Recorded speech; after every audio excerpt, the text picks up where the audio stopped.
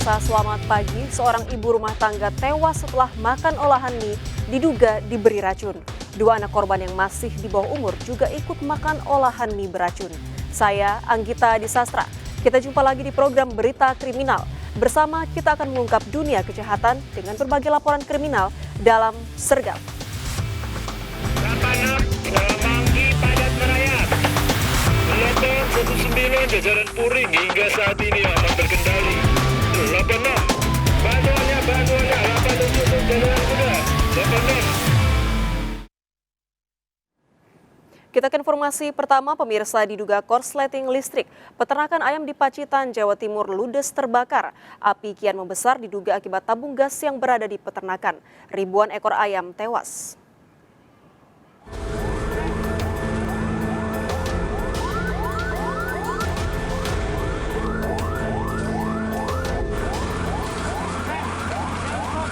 Bangunan kandang ayam milik Totok 40 tahun warga Krian, Sidoarjo, Pacitan, Jawa Timur ludes terbakar. Api dengan cepat membesar dan merambat ke seluruh bangunan. Sekitar 12.000 ekor ayam potong hangus terbakar.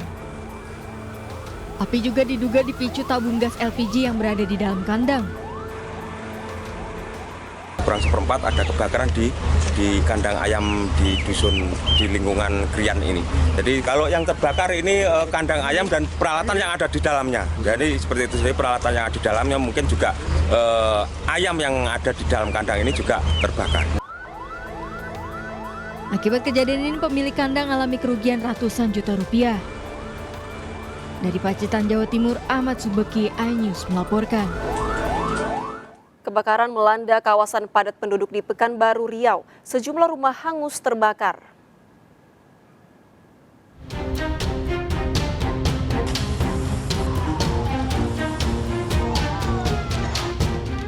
Kepulan asap dan kobaran api membakar sejumlah rumah di Jalan Parit Indah, Tangkerang, Labuai, Pekanbaru, Riau. Api pertama kali muncul berasal dari dapur rumah. Dengan cepat api menjalar ke bangunan bengkel sepeda motor. 4 unit mobil kebakaran diturunkan ke lokasi. Satu rumah tinggal dan sebuah bengkel ludes terbakar. Api dari belakang, dari kan ada bengkel nih, bengkel motor, ada juga bengkel las. Jadi dari mobil warga, api dari tengah, dari dapur kayaknya Pak, dari dapur rumah ini. Kebetulan dapurnya bersebelahan dengan bengkel. Nah, jadi api merembet, beruntung arah api itu ke depan, ke arah jalan, jadi nggak ke belakang. Maka mungkin warga rampas.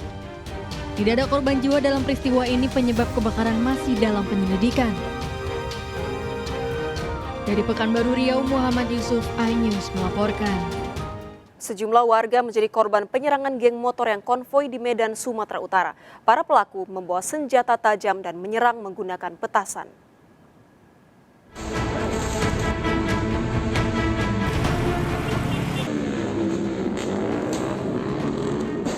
Video amatir merekam kawanan geng motor melintas dengan melakukan penyerangan terhadap warga di persimpangan Jalan Syekh Abdul Wahab, Medan, Sumatera Utara.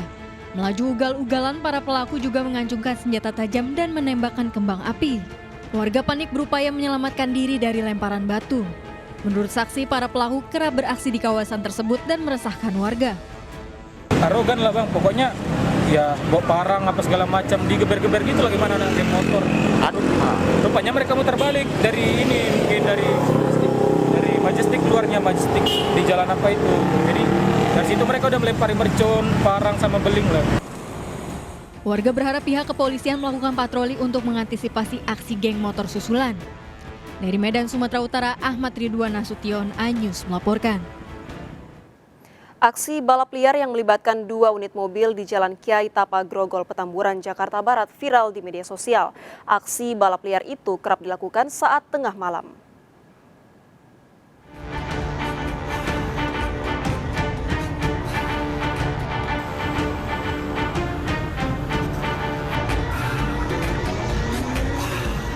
Video amatir merekam aksi balap liar mobil di Jalan Raya Kiai Tapa Grogol, Petamburan, Jakarta Barat. Para pelaku bahkan sempat menutup 2 jalur jalan protokol dari arah Roksi menuju lampu merah Simpang Grogol. Aksi ini kerap dilakukan pada tengah malam di saat arus kendaraan sepi. Aksi balap liar ini dihentikan polisi yang sedang berpatroli. Namun para pelaku kembali beraksi begitu intensitas patroli berkurang. Sering memang, Pak. Baru nongol semalam, lama nggak pernah nongol. Tapi memang sering di sini. Ya kadang-kadang, air-air ini kan polisinya sering datang. Yang balap liar mobil apa motor, Pak? Mobil. Maraknya aksi balap liar mobil ini cukup meresahkan masyarakat dan pengguna jalan. Dari Jakarta, Miftahul Gani, iNews melaporkan.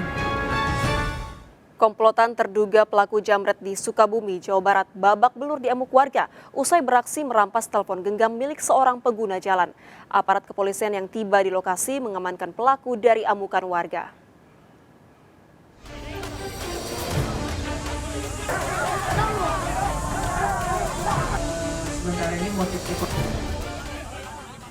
Dua pria pelaku jamret babak belur ditangkap warga usai menjabret telepon genggam seorang pengguna jalan di Simpenan, Sukabumi. Pelaku dibawa ke kantor desa setempat untuk diperiksa. Polisi yang tiba di lokasi langsung mengamankan pelaku dari amukan warga. Dua pelaku lainnya yang kerap beraksi di sekitar lokasi juga diamankan polisi. Diketahui satu dari keempat pelaku merupakan residivis yang baru keluar tahun lalu. Polisi menyita sejumlah barang bukti telepon genggam, kartu ATM, serta dompet dan sepeda motor yang digunakan pelaku saat beraksi. Amankan dan menangkap 4 orang tersangka begal ataupun pelaku pencurian dengan kekerasan ataupun jambret. Ada satu komplotan terdiri dari 4 orang. Sebenarnya 5, satu lagi masih kita kejar ataupun DPO. Modusnya dia saling bertukar pasangannya. Operasinya di dua tempat yang berbeda. Pelaku terancam 9 tahun penjara. Dari Sukabumi, Jawa Barat, Budi Setiawan, iNews melaporkan. 11 anggota sindikat pelaku pinjaman online ilegal yang menebarkan ancaman kepada nasabah ditangkap polisi di Jakarta. Dari hasil penyelidikan, komplotan itu mengoperasikan 58 aplikasi pinjaman online ilegal.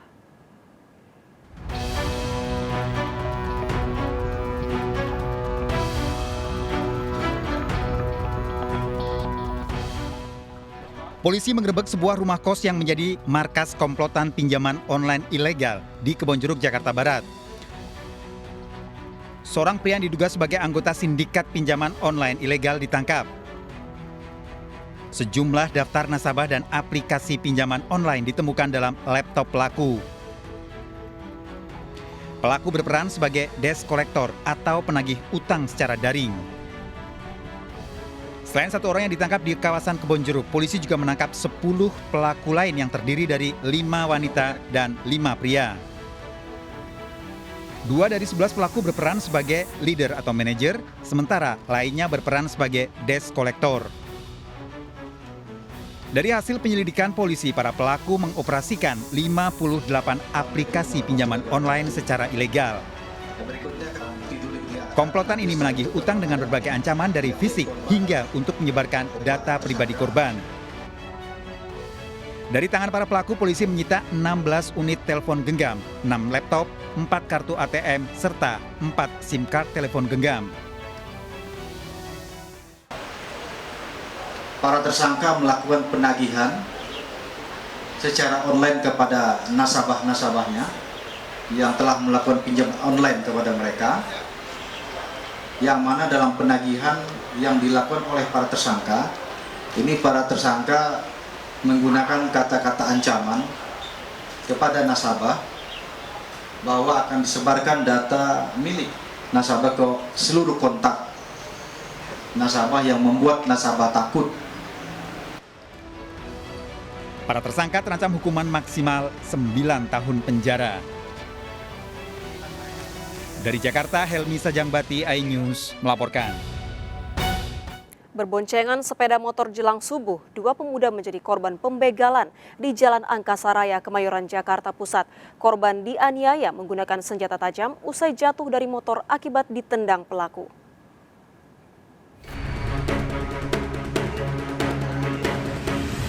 Chandra, 20 tahun, warga Jalan Gunung Sahari Selatan, Kemayoran, Jakarta Pusat, alami luka serius di bagian pipi usai dianiaya oleh kawanan pelaku begal. Aksi pembegalan terjadi saat korban yang berboncengan sepeda motor dengan rekannya melintas di Jalan Angkasa Raya, Kemayoran, Jakarta Pusat sekitar pukul 4 subuh. Sadar diikuti pelaku dari belakang, tiba-tiba motor korban ditendang oleh 3 pelaku berboncengan motor. Korban dianiaya dan pelaku membawa kabur sepeda motor korban. Pas saya lagi bawa motor, keadaannya saya udah diikutin dari belakang. Nah, tapi saya tidak itu dan niat saya tidak melihat wajahnya dia. Saya mau arah ke arah bundaran itu, tiba-tiba pelaku udah nyerong saya. Berapa orang pelakunya? Pelakunya 3 orang. Motornya berapa? Motornya 1. Satu motor 3 orang? Iya, dia cengtri jatuhnya. Kasus ini ditangani petugas kepolisian Polsek Kemayoran. Dari Jakarta Pusat, Rani Sanjaya, iNews melaporkan. Pemirsa, pembunuhan wanita paruh baya yang mayatnya ditemukan di Parit Kemang, Bogor, Jawa Barat dilatar belakangi utang piutang. Sepasang calon pengantin membunuh korban karena belum mengembalikan uang.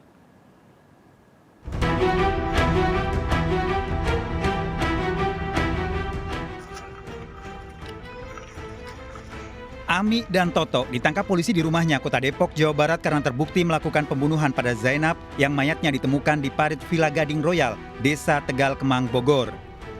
Keduanya terungkap sebagai pelaku pembunuhan setelah mayat Zainab teridentifikasi di Rumah Sakit Kramat Jati, Jakarta Timur. Korban yang berusia 51 tahun merupakan warga Tangerang Selatan dan diketahui selama ini sering bertemu dengan pelaku. Hasil penyelidikan polisi, pelaku membunuh korban di dalam mobil setelah sebelumnya dijemput. Pelaku membutuhkan uang untuk menikah karena kedua pelaku ini pasangan pacaran, kebetulan akan melakukan pernikahan namun tidak memiliki uang, kemudian datang ke tempat korban ingin menagih hutang, namun karena korban tidak memiliki uang, selanjutnya terjadilah proses penghilangan nyawa tersebut. Pekan lalu, seorang pemancing menemukan mayat wanita berada di Parit Kemang, Bogor dengan kabel charger handphone. Saat ditemukan, korban nyaris tanpa busana dan tidak ada identitas, sementara wajah nyaris tidak dikenali. Jam berapa, Pak? Kita jam 3-an. Jam 3 ya? Awalnya gimana sih? Ya, saya mau lihat-lihat, mau mancing sama istri ya. Saya ngeliatin, saya pikir itu kayak bantal, tapi kok dilalerin gitu kan. Saya deketin, saya langsung teriak ke teman di atas. Nah, dia ngomongin padaman langsung. Para tersangka terancam hukuman mati dengan barang bukti mobil milik pelaku. Dari Bogor, Jawa Barat, Wildan Hidayat, iNews melaporkan. Seorang wanita paruh baya ditemukan tewas mengenaskan di sebuah kamar kos Gambir, Jakarta Pusat. Korban merupakan seorang korban kebakaran yang terpaksa mengungsi ke rumah kos.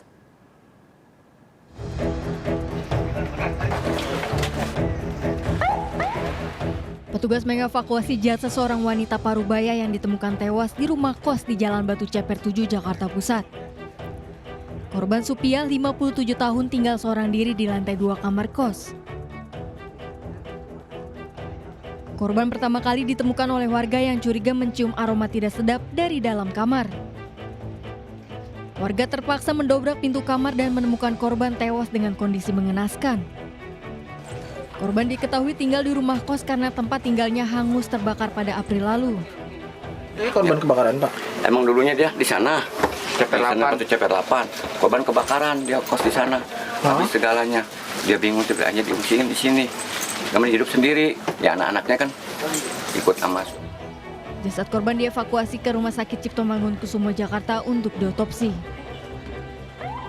Dari Jakarta Pusat, Rani Sanjaya, iNews melaporkan. Seorang janda tewas bersimbah darah dibunuh orang tak dikenal yang datang ke rukonya. Barang berharga korban hilang. Ikuti informasi lengkapnya sesaat lagi, tetap di Sergap.